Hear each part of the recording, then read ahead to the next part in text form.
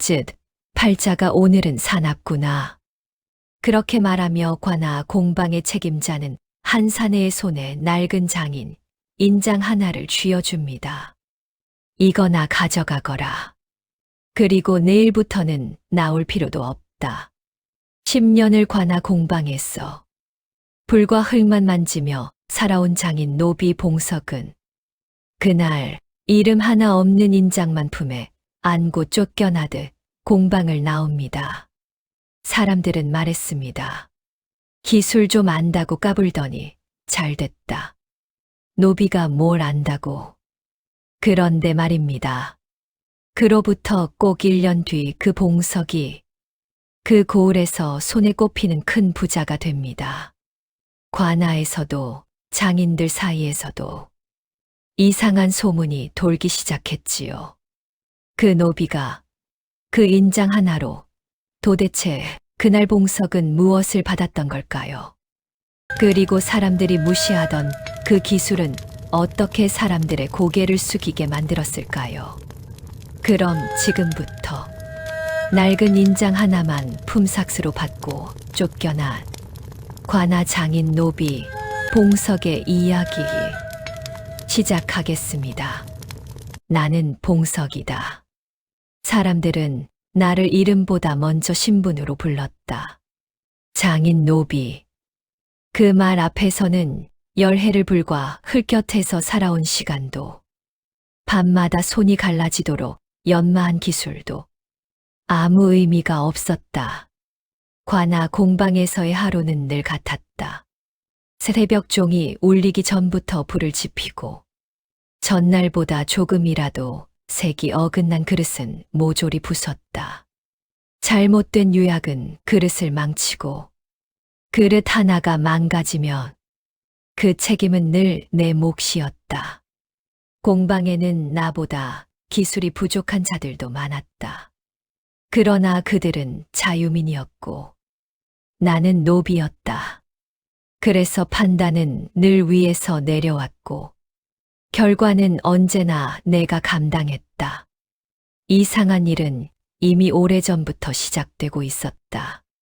관아로 들어오는 곡물의 질이 눈에 띄게 달라졌기 때문이다.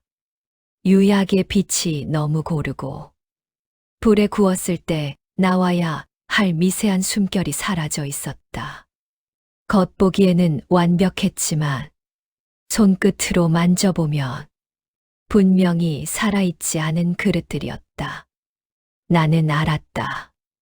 이 그릇들은 오래 쓰면 금이 가고 어떤 것은 열을 받으면 사람의 몸에 해를 끼친다는 걸. 하지만 노비가 할 수 있는 말은 정해져 있었다. 잘 모르겠습니다.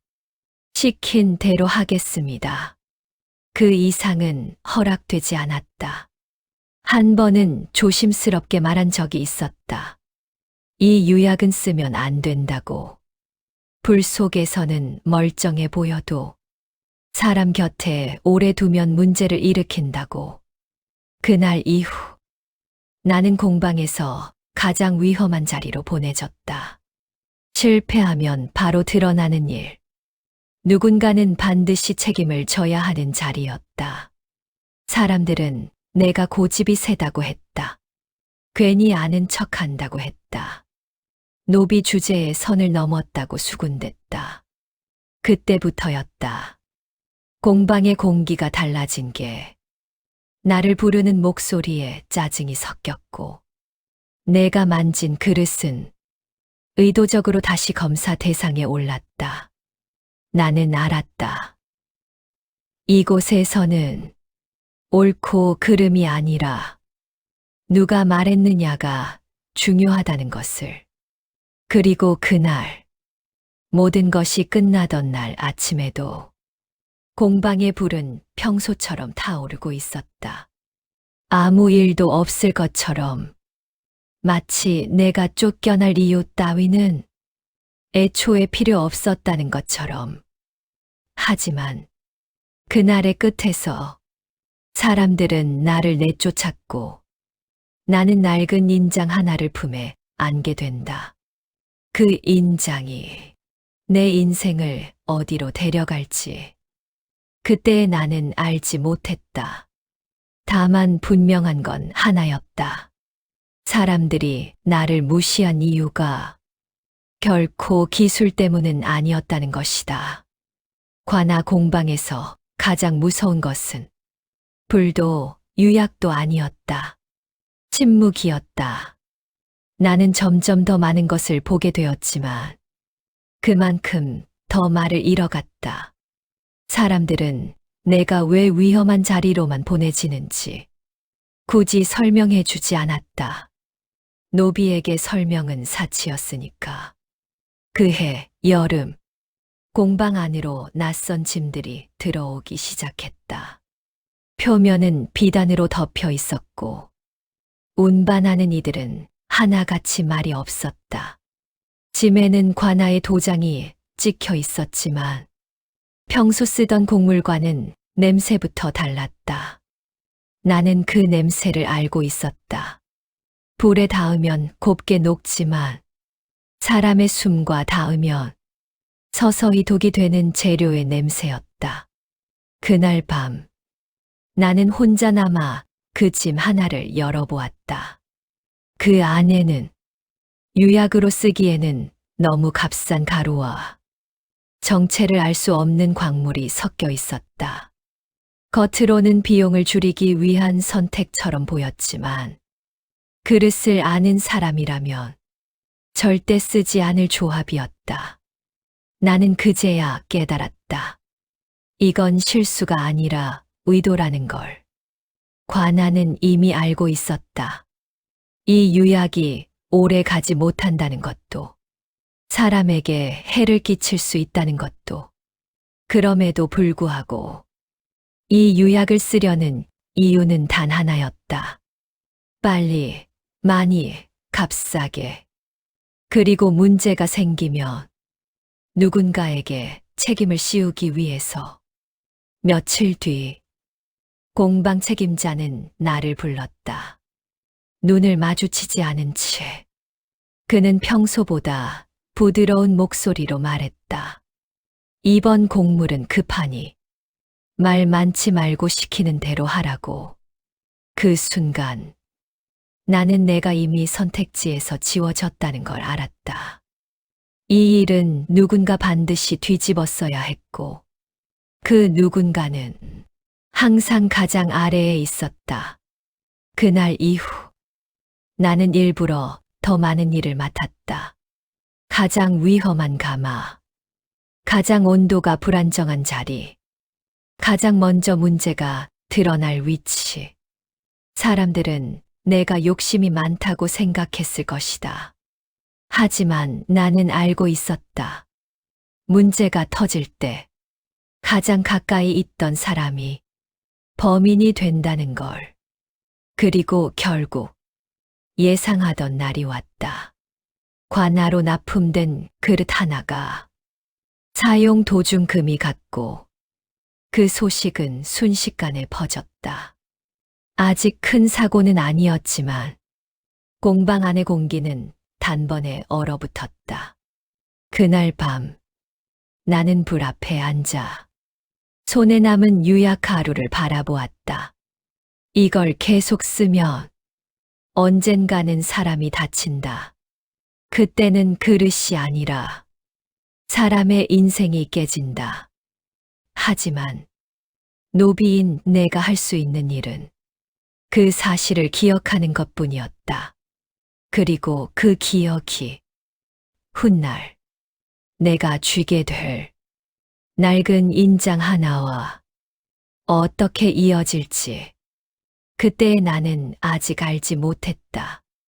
다만 분명했던 건 이 공방에서 진짜로 위험한 것은 유약이 아니라 사람들의 선택이라는 사실이었다. 그릇에 금이 갔다는 소식이 퍼진 뒤로 공방은 더 조용해졌다. 조용해졌다는 말은 아무도 책임지려 하지 않는다는 뜻이었다. 사람들은 서로 눈을 피했고 문제의 그릇이 어느 가마에서 나왔는지 누가 만졌는지에 대한 이야기는 의도적으로 흐려졌다. 그 대신 사람들의 시선은 조금씩 한 곳으로 모이기 시작했다. 늘 위험한 일을 맡아왔고, 괜히 말을 많이 했고, 신분까지 낮은 사람, 나였다. 나는 아무 말도 하지 않았다. 아니, 하지 못했다. 말을 꺼내는 순간, 문제의 방향은 진실이 아니라 내 신분으로 흘러갈 것이 분명했기 때문이다. 공방 책임자는 나를 다시 불렀다. 이번에는 불 앞이 아니라 문서가 놓인 자리였다. 그는 종이를 넘기며 내 얼굴이 아닌 도장 자국만을 보았다. 이번 일은 더 키우지 않을 테니 조용히 넘어가자는 말이었다. 대신 앞으로 나오는 곡물은 내가 맡아서 처리하라는 조건이 붙었다. 그 말의 뜻은 분명했다. 문제가 생기면 모든 화살은 나에게 돌아온다. 하지만 문제가 생기지 않으면 아무 일도 없었던 것이 된다. 나는 고개를 끄덕였다. 그 순간 나는 선택한 것이 아니라 묶인 것이었다. 그날 이후 공방에서는 나를 대놓고 피했다. 마치 이미 정해진 결말을 미리 보는 것처럼 사람들은 속으로 계산하고 있었다. 언제쯤 이 노비 하나로 모든 것이 정리될지. 그 와중에도 유약의 냄새는 점점 더 짙어졌다. 불 앞에 서 있을수록 머리가 어지러웠고 그릇의 표면에는 눈에 잘 보이지 않는 균열이 쌓여갔다. 나는 하나씩 기억했다. 어느 날 어떤 재료가 들어왔는지, 누가 그것을 승인했는지, 어느 문서에 도장이 찍혔는지. 아무도 보지 않는다고 생각했겠지만 나는 보고 있었다. 노비는 기록하지 않을 거라. 그들은 믿고 있었기 때문이다. 그러던 어느 날 공방 바깥에서 작은 소문이 돌기 시작했다. 다른 고을에서 올라온 그릇들에서도 비슷한 문제가 생겼다는 이야기였다. 그 소문이 사실이라면 이건 한 사람의 실수가 아니라 관아 전체의 선택이 된다. 그날 밤 나는 불을 끄지 않았다. 불을 바라보며 한 가지를 분명히 알게 되었다. 이 일은 언젠가 반드시 드러난다. 그리고 그날 누군가는 살아남기 위해 누군가를 버릴 것이다. 문제는 단 하나였다. 그 버려질 사람이 나로 끝날지 아니면 다른 누군가가 될지. 그 답은 아직 불 속에 남아 있었다. 공방 안에서 내 이름이 직접 오르내리지는 않았다. 하지만 그보다 더 분명한 신호가 있었다. 사람들이 나를 기록에서 지우기 시작했다는 것이다.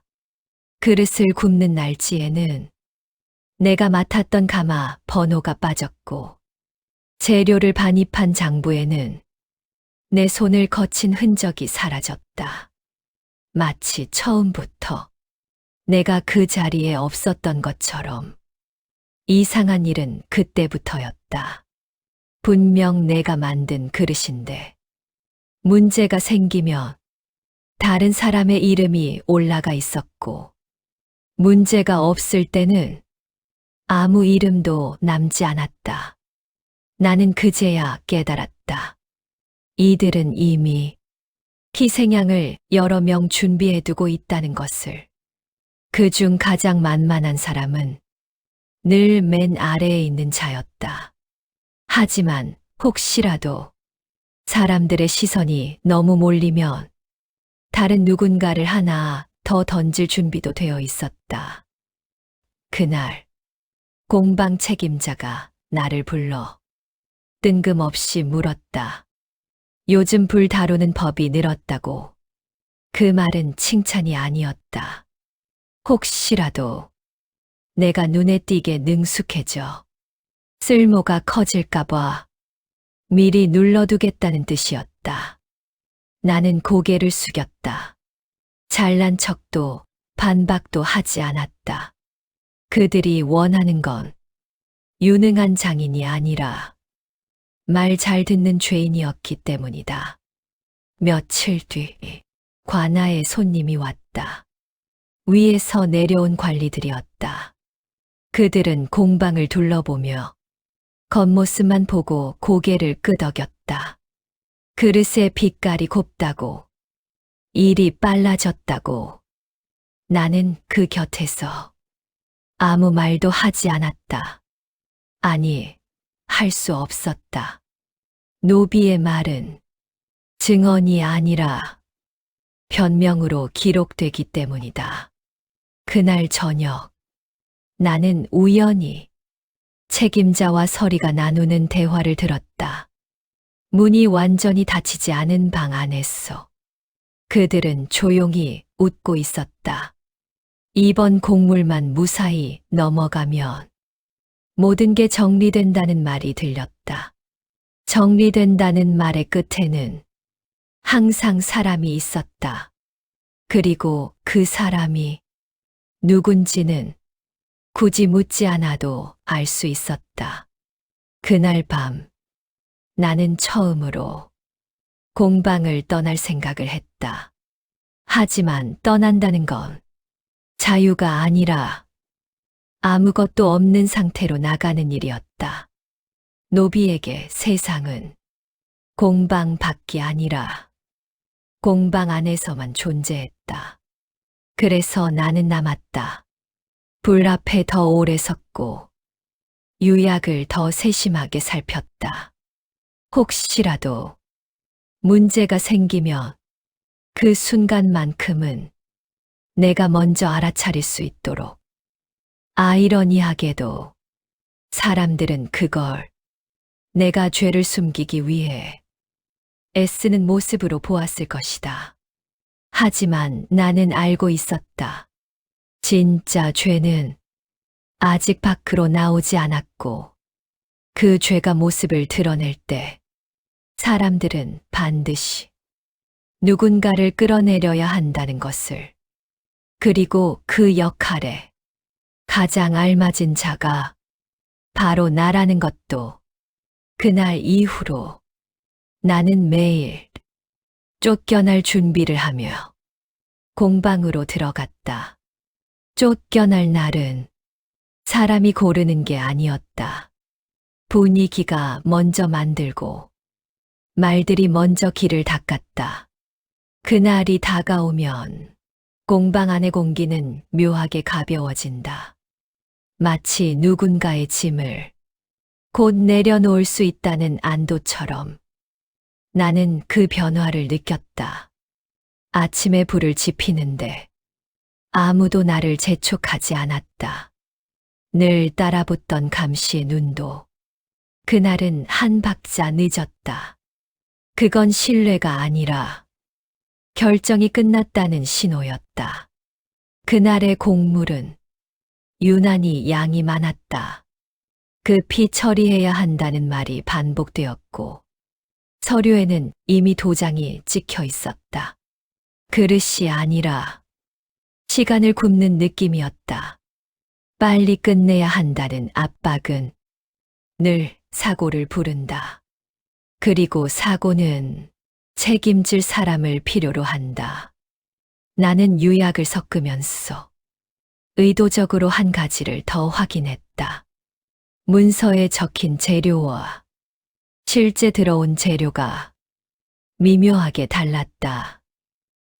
이 차이는 아는 사람만 아는 차이였고, 알아도 말하지 못하는 차이였다.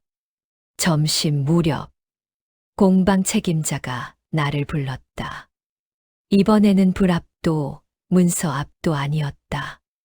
공방 한켠 사람들 눈에 잘 띄지 않는 자리였다. 그는 나를 보며 괜히 피곤한 얼굴을 했다. 마치 오래 고민한 사람처럼. 나는 그 표정을 보고 이미 결말을 알았다.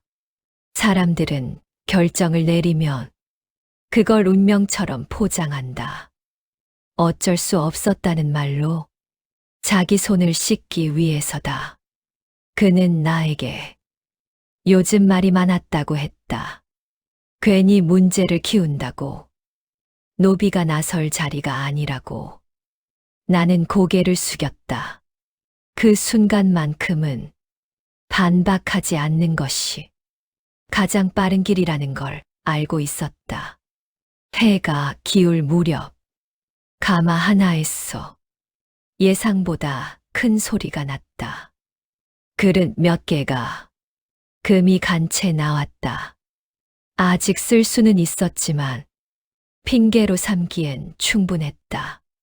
사람들은 기다렸다는 듯 그쪽을 바라봤다. 그리고 자연스럽게 시선은 내 쪽으로 모였다. 그 누구도 내가 했느냐고 묻지 않았다. 그 질문이 필요 없는 분위기였다.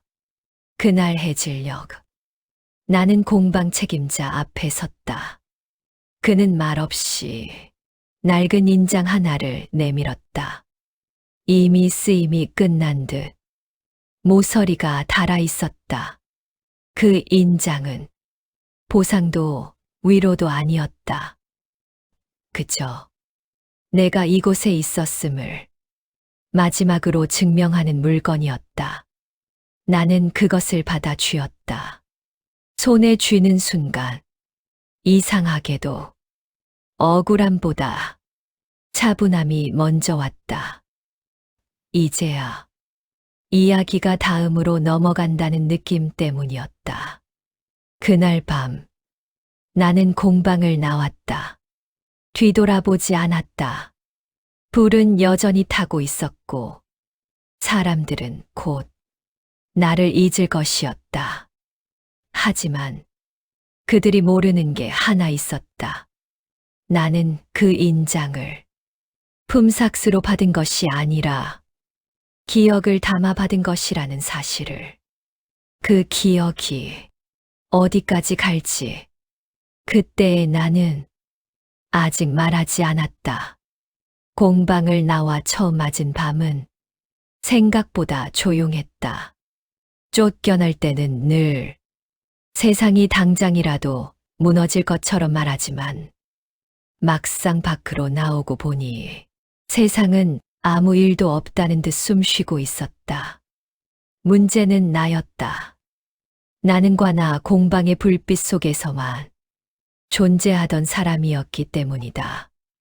불이 없는 밤은 처음엔 방향을 잃은 것처럼 느껴졌다. 어디로 가야 할지도, 무엇을 해야 할지도 정해진 것이 하나도 없었다. 사람들은 노비가 풀려나면 자유를 얻는다고 생각한다. 하지만 그 자유에는 집도, 일도, 이름도 붙어 있지 않다. 그저 아무도 책임지지 않는 상태일 뿐이다. 나는 하룻밤을 허름한 움막에서 보냈다. 비를 막아주는 지붕도 따뜻한 불도 없었지만 이상하게 잠은 깊이 들었다. 오랫동안 처음으로 내가 잘못할까봐 눈을 뜨고 있지 않아도 되는 밤이었다. 아침이 밝자 몸보다 먼저 손이 움직였다. 습관처럼 흙을 만졌고 주변에서 쓸 수 있는 재료를 찾았다. 그 순간 깨달았다. 공방을 잃은 것이지 기술을 잃은 것은 아니라는 걸. 나는 관아에서 쫓겨났지만 그릇은 여전히 필요했다. 사람들은 여전히 밥을 먹고 물을 마시고 그릇을 깨뜨린다. 그리고 좋은 그릇과 나쁜 그릇의 차이는 시간이 지나면 반드시 드러난다. 처음 며칠은 아무도 나를 찾지 않았다. 당연했다. 이름 없는 노비가 그릇을 만든다는 소문에 누가 귀를 기울이겠는가. 하지만 작은 변화는 항상 가장 사소한 곳에서 시작된다. 나는 값싼 재료로 가장 오래 버티는 그릇을 만들었다. 겉보기에는 화려하지 않았지만 불에도 물에도 쉽게 무너지지 않게 했다. 그릇 하나를 만들 때마다 나는 관아 공방에서 보았던 것들을 하나씩 떠올렸다. 어떤 재료가 시간을 속이는지, 어떤 불이 겉만 속이는지, 그 기억들은 그날 내가 받은 인장처럼 달아 있었지만 여전히 쓸 수 있었다. 며칠 뒤 시장 한켠에서 내 그릇을 유심히 보는 시선이 생겼다. 아무 말도 하지 않고 오래 바라보다가 그릇을 두드려보고 냄새를 맡는 시선이었다.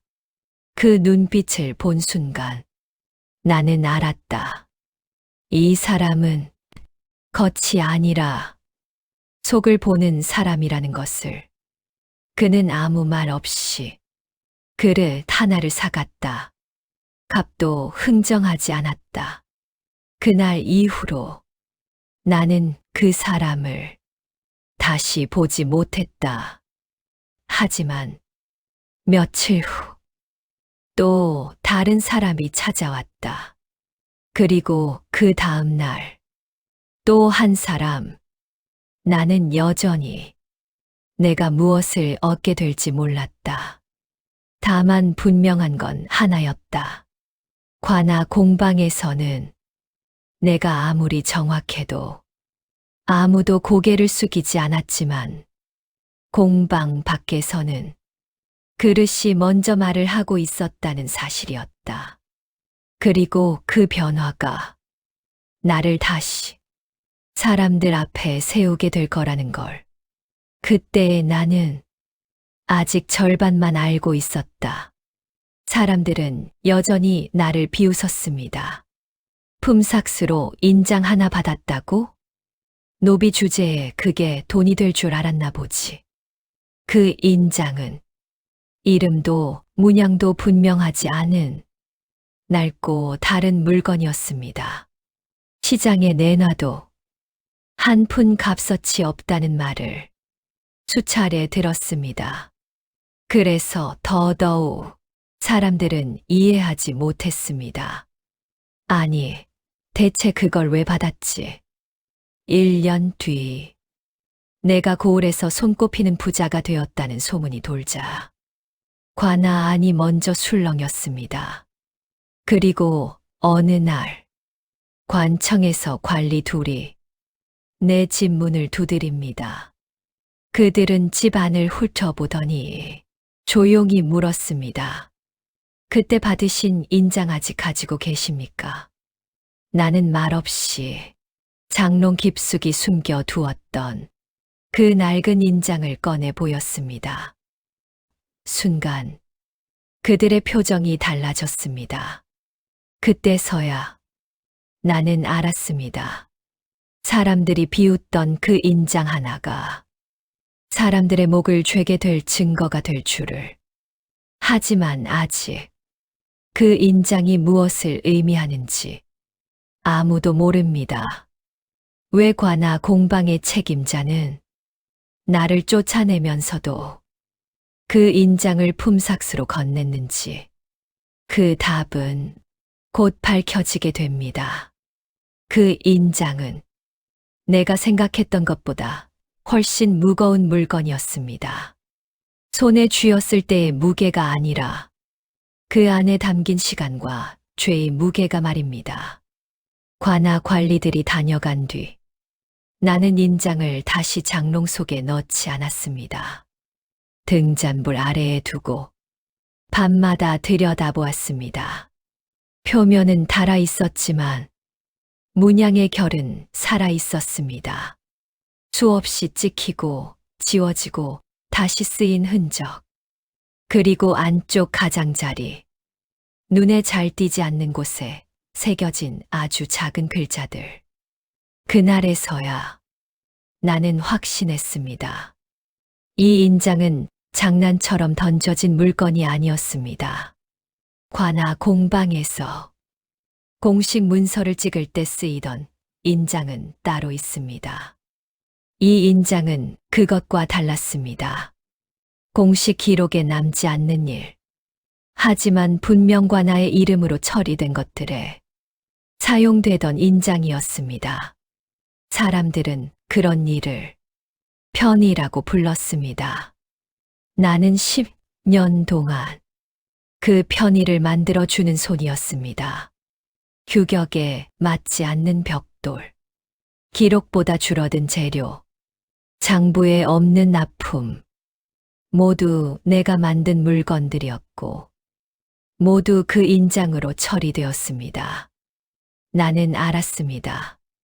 이 인장은 누군가의 사소한 실수나 기념품이 아니라 관아 전체가 공유하던 침묵의 증거라는 걸. 그래서 그날 공방 책임자가 나를 쫓아내면서도 이 인장을 던져준 이유도 이해가 갔습니다.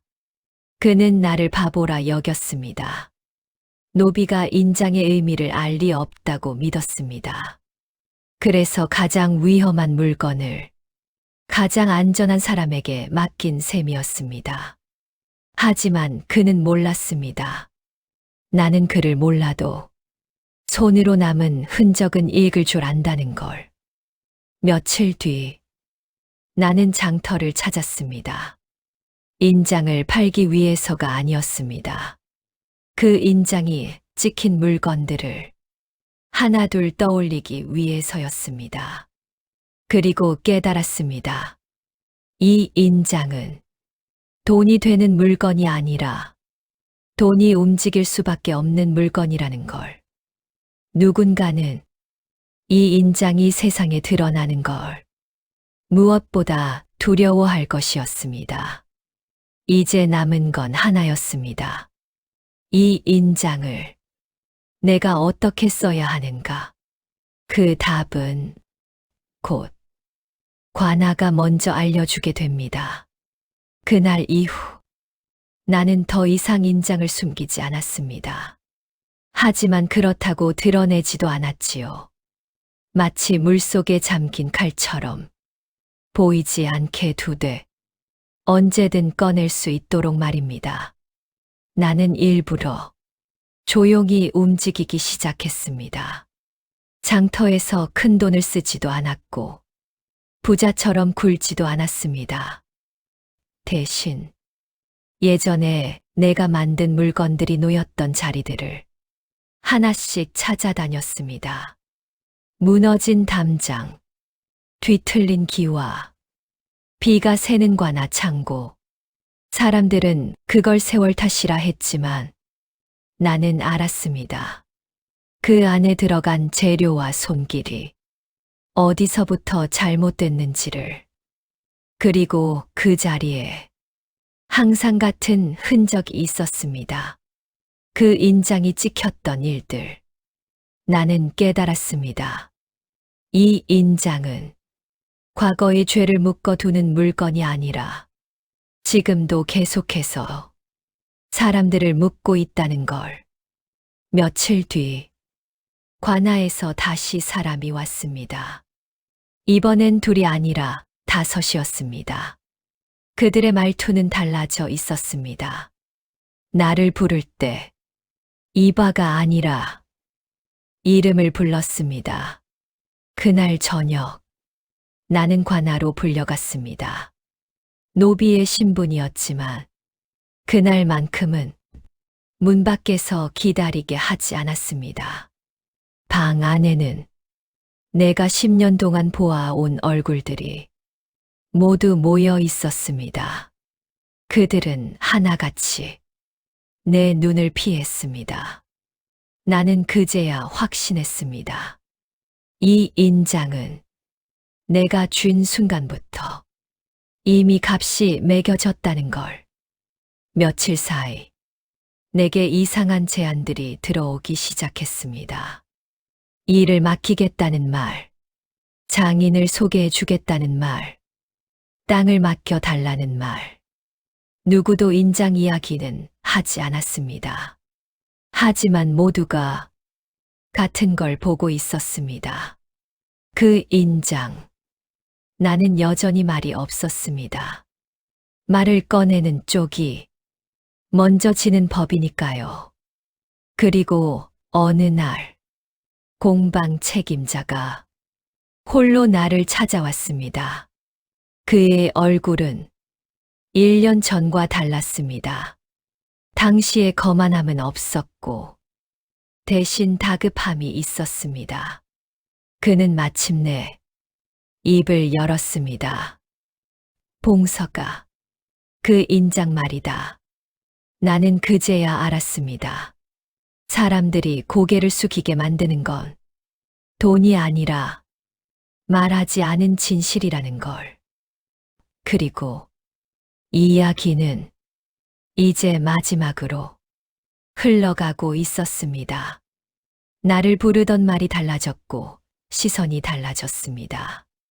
공방 책임자는 내 앞에 앉자마자 끝내 고개를 들지 못했습니다. 그가 가져온 것은 땅 문서도 은전도 아니었습니다. 관아에서 막 내려온 한 장의 공문이었습니다. 며칠 전 중앙에서 감찰이 내려왔고 그들이 가장 먼저 요구한 것이 바로 옛 공방 기록이었기 때문입니다. 수량이 맞지 않는 장부, 실제와 다른 납품 기록, 그리고 그 모든 문서에 같은 흔적으로 남아있던 것. 그 인장. 사람들은 그제야 알게 되었습니다. 내가 10년 동안 불과 흙만 만진 것이 아니라 그들의 거짓을 가장 가까이에서 지켜본 손이었다는 것을. 공방 책임자는 그 인장을 품삯처럼 던져주며 모든 걸 끝냈다고 믿었습니다. 노비 하나 내쫓으면 함께 묻힐 일이라 생각했던 겁니다. 하지만 그는 몰랐습니다. 그 인장이 관아의 편의를 증명하는 물건이 아니라 관아의 죄를 증명하는 물건이 될 줄을. 감찰이 끝난 날, 공방 책임자는 관아에서 파면되었습니다.